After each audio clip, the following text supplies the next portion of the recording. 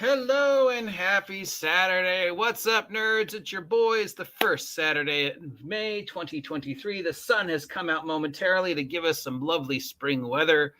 So all is well. It's 1 o'clock in the afternoon here at Site B. It's the 6th day of May. And it's time to take a look at all the bits and bobs of the tabletop news we might have missed because we were spending too much time talking about Wizards of the Coast, specifically the end of the week like we do every week. Do we see what, if anything, has changed in regards to the post-OGL January trash fire, and if Paizo has made any steps with ORC, if Kobold has made any steps with Tales of the Valiant, and what stupid things Wizards of the Coast has done this week in regards to the playtest. And there's not one, but there's two. So let's go to the first. At the top of the hour, we've got, hey, Paizo, any new news on what's going on over at your end with the Orc or Pathfinder core? Let's see. There's some new Starfinder stuff coming out. It's the 5-year anniversary of the Pathfinder Society. PaizoCon will have both an online and a physical presence. There's a thing called Dragon's Most Deniable. The Abomination Vaults ARPG coming to Kickstarter. We have both Pathfinder Core and Pathfinder Remastered come out. So I'm a little confused. Which is it? Is it Pathfinder Remastered or is it Pathfinder Core? Because it was Pathfinder Core, Player's Handbook, Pathfinder Core, Games Master's Guide, Pathfinder Core Monster Manual, and Pathfinder Core Player's Handbook Volume 2. But now they've gone back to calling them Pathfinder Remastered and not Pathfinder Core. So I'm not sure what the difference is. But you'll notice 1, 2, 3, 4, 5, 6, 7, 8, 9, 10, 11, 12, 13, 14, 15, 16, 17, 18. There hasn't been an update since April 7th on what's going on with the ORC. But Paizo wants you to know they've got plenty of other stuff coming out. Yeah, including Pathfinder Remastered or Pathfinder Core, unless they're two separate things, which I wouldn't put past them. Because that's just the way people think in this industry. Why make one thing? You can make two. Hey. All right, now moving on to our friends over at Kobold Press to see what's going on with Tales from the Valiant. Let's see. On the 5th, yesterday, they announced they released the design diary for the Munster playtest. They sent out the Munster playtest. I went over it briefly. Apparently, there was one thing I missed, something called Doom points. They give some of the big monsters called Doom points now. I'm not sure how Doom points are different than reactions or lair actions, but like the Ancient Red Dragon has a Doom point in addition to all its other things. So it can spend its Doom point to force a character to have a disadvantage on their next roll. But it was like, how is this different than, I really want to see different. Otherwise, you're just 5th edition, which is fine if Tales from the Valiant is going to be the way we keep 5th edition alive, or some version of 5th edition alive, after Wizards of the Coast inevitably informs us by the end of 2024 that no, it's not backwards compatible. Yes, it is a brand new edition. Nothing before 2024 counts. And if anybody who thinks they're not going to do that, I've got some swampland to sell you, because, So it's fine. They just need to come out and be honest about it and say, our plan is to keep the 5th edition alive in some form once Wizards of the Coast abandons it. Much the same way all the OGL games who release, their take on Advanced Dungeons and Dragons, or their take on OD&D, or their take on Holmes D&D, as a way to keep that alive, as well as, fix up the mistakes and whatever stuff that, I'm honestly telling you that the reason why I wrote this game is because I really love this version of AD&D, and I want to keep it alive so other people can enjoy it going forward, and I can run AD&D, but obviously I can't use the name AD&D, so I called it something else. And if that's what Tales from the Valiant is doing, that's fine. Just be honest about it, guys. Just be honest about it, because they have gotten a lot of slack, a lot of poop comments, because people feel that they sort of hoodwinked them. That they said they were going to do one thing, and then it turns out they're going to do another thing. And now we're getting members of the Kobold Press staff. I can't talk. Who are posting the kind of anti-white posts that we normally expect from Wizards of the Coast, but I guess the staff at Kobold felt left out. So now several of their members are going like, I hate white men and blah, blah, blah. Of course, all the people that are making these posts are white people. So I was like, really, you hate yourself? I don't know. That's a separate topic. My friend Double D over at Dungeons and Diversity has talked about this. So yeah, so that is where things stand today. They released a playtest for Monsters for Tales of the Valiant, which I guess is more action we've seen than we have seen from the ORC. And it is and is not 5th edition. All right, speaking of 5th edition, going on over to Wizards of the Coast. Ba-da-da-dun, dun, dun, dun, dun. Hey, it's Wizards of the Coast time. All right, so this is the first one. This comes out to us, the genius Wizards of the Coast. This was posted the day before yesterday. According to Wizards of the Coast latest round of playtest, Warlocks have no unique class identity. Warlocks have no unique class identity. Therefore, they are going to strip them of their unique mechanics in the playtest. So everything that made Warlocks different than any other class, Wizards of the Coast is stripping and then saying Warlocks don't have a unique class identity because we just took it away. That's like me going into my closet, taking out all my sweaters, showing everybody that I'm taking out all my sweaters, and then turning around and go, my closet has no sweaters. And everybody with an IQ over 5 is going to go, because you just took them out. But for those 3 people out there who just, don't get Wizards of the Coast and are still like, oh, everything Wizards of the Coast does is great, they're going to look at this and go, oh, well, that's wonderful that they stripped them of unique mechanics. Of course, I never understood the Warlock class. Anyways, I was always like, well, this could just be a sorcerer bloodline, or this could just be a cleric build, or this could just be a wizard build. Why does it have to be its own separate class? And then 5th edition, we got Warlocks, and it's like, okay, so their big thing is shooting people with Eldritch Blast. They're just a glass cannon, pew-pew character. Fine, that's great. It's interesting. It's different, but couldn't, again, have just been a mage build or a sorcerer bloodline or a cleric. But whatever. Now you're nothing, Warlocks. You're nothing. Apparently you are soulless. There is nothing unique about the Warlock to make them different than any other caster. In fact, other than the fact that they don't get their spells even till later, which means they're now half casters. So right now they're on the same spell progression as the other secondary spellcasters like Rangers and Paladins, which mean while a wizard or a cleric gets access to spells at 1st level, doesn't look like Warlocks, as of this point in time, are not going to be able to get their spells until around 4th level. And then again, they're going to have access at 6th, 7th, 8th, and 9th. But there will be no 9th level or higher spells. I'm still trying to read this. So basically, yes, the new Warlock is bagged. I guess because people thought that the 2 main Warlock builds were not unique enough or not playable enough or overpowering. The 2 main Warlock builds being A, I'm going to push Eldritch Blast as far as I can build, or B, the Warlock Halberd Soul Blade Paladin build. So yes, Warlocks. Why do they even exist if you're going to take everything away? Why not just make Warlock a cleric build, sorcerer build, or wizard build?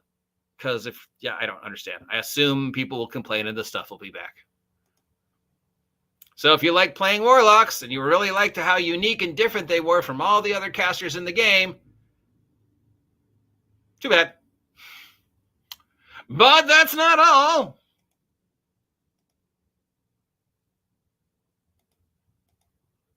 In another episode of Nothing Wizards of the Coast Does Make Sense, remember, 2024 Dungeons & Dragons is going to be 100% compatible with everything that came out between 2014 and 2023. I have just read one thing that makes it further proof that it is not compatible because the Warlock build is now 100% different. But okay, let's look at the latest information they've given us about Playtest Wizards. And this comes from them this morning. Wizards of the Coast says putting spells in your spellbook is now a spell. Wizards of the Coast says putting spells in your spellbook is now a spell. What does that mean? Everything a wizard does is spell now. Even writing spells into your spellbook.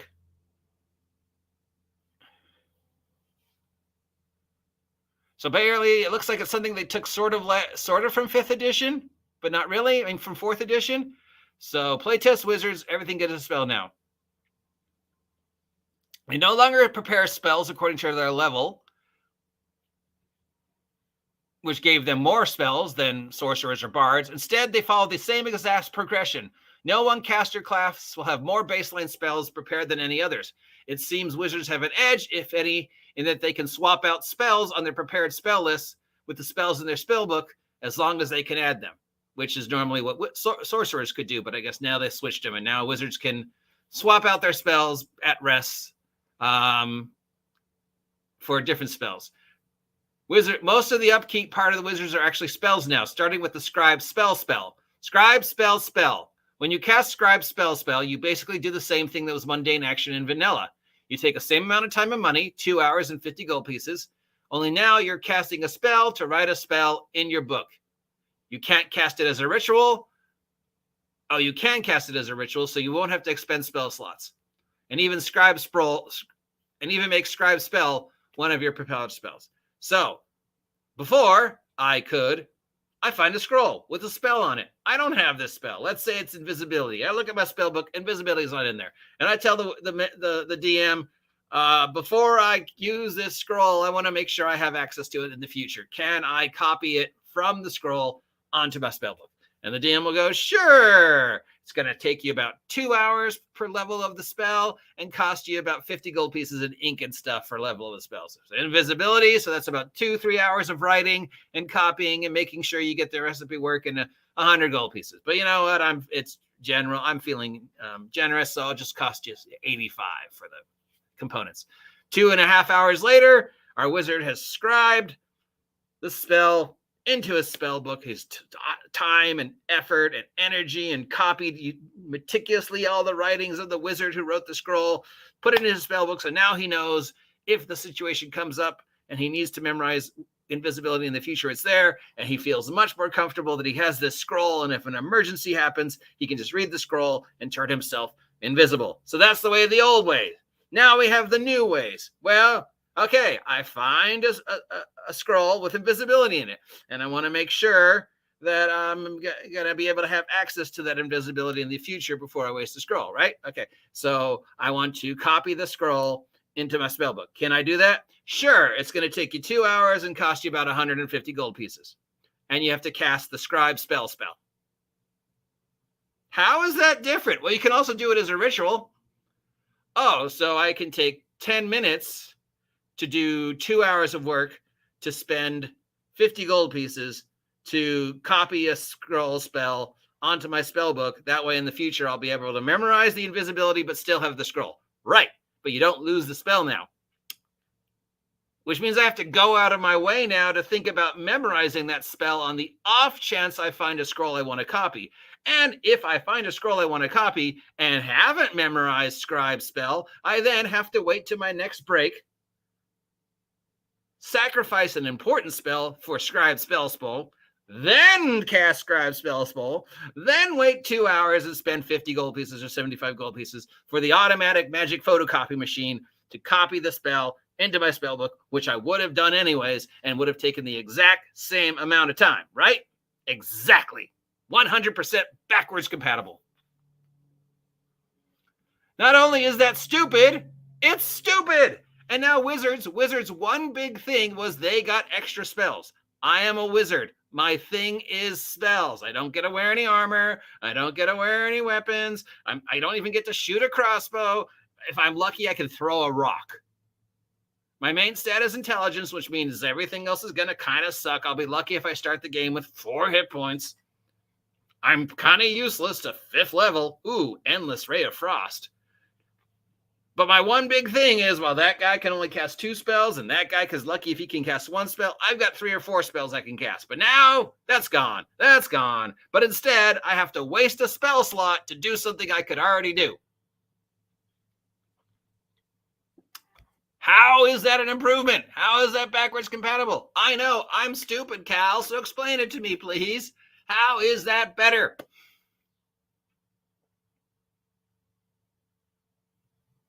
Because the old way was fine. Hey, during the 8-hour break, I'm going to transfer this scroll to my spellbook. Is that okay? Yeah, sure, whatever. You got the money, you got the material components, fuck it, I'm not going to worry about it. Hand wave, it's done. 2 hours later, spell. Okay, yeah, it's really not important. Now it's a whole big thing, and now I got to go. Do I want to memorize Magic Missile, or do I want to memorize Scribe spell, as long on the off chance I find a scroll that I want to copy? Because in the old rules, I could just find a scroll, wait till my 8-hour break, and then copy it. But now I got to worry about spells. Weird. Yep. Improvement. 100% backwards compatible. Just waiting for Monday and the idiots to tell me how this is a good idea and I don't know what I'm talking about. Anything else going on in the playtest Wizards of the Coast? Nope. If you want to get your own copy of the playtest Wizards of the Coast latest edition of the Player's Handbook, playtest number 5, it's available on D&D Beyond. Of course, since they are updating things daily, the playtest is pointless. So you might as well wait till they finish updating things, because they've already changed Wizards and Warlocks. Remember, Warlocks no longer have a unique class identity. They're just the extra spellcaster who fills a slot. They're the ranger of casters now. You get your spells at 1st level, Wizard. Yes. Warlock, you get nothing. But at 5th level, you'll be able to get the spells, just like a bard or a paladin or a ranger. Yes. Why am I a warlock now? What's my big thing? You still can cast Eldritch Blast. Yeah. Wait, can everybody? It's on the same spell list. Can the wizard get it now? No, it's unique to you. Then why have separate spell lists? Why not just, go back to the way it was? Warlock spells, wizard. No. Everybody has 3. You get arcane. But I can't pick everything from the arcane list. I can only pick the ones that are warlock specific. That is absolutely right, Warlock. But I can't use any of them to 5th level. That is absolutely right, Warlock. I'm going to trade my class in for Paladin. Is that okay?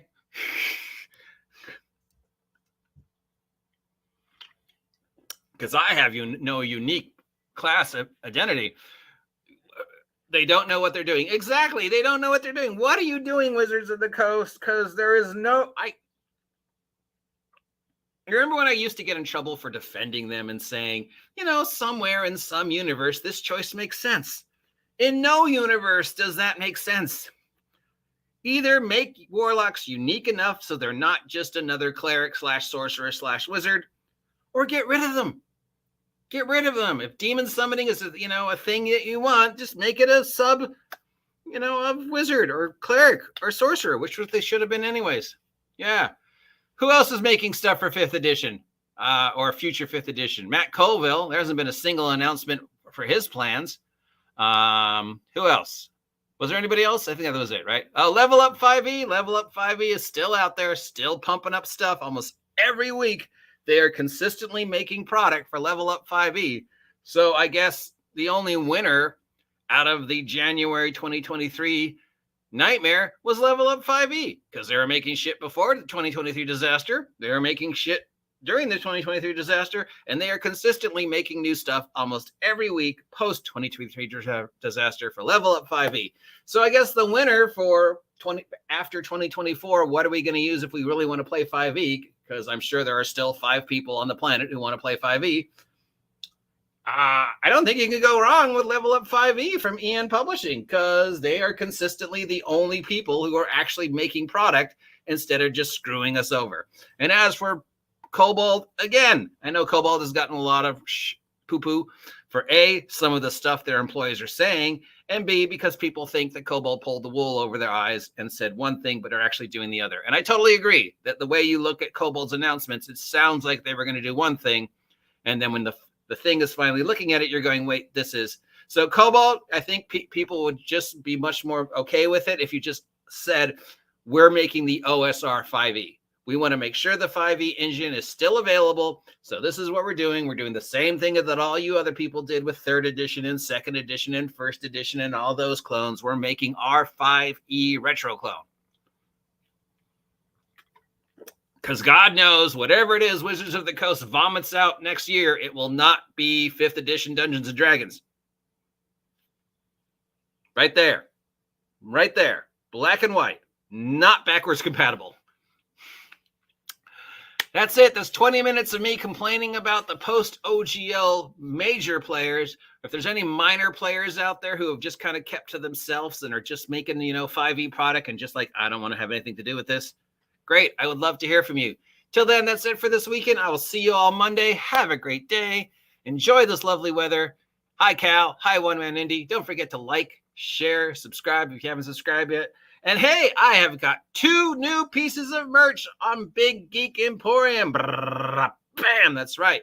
Minions on a Mission issue number 12 is up. It is an anthology featuring new potions, new monsters, and new adventure.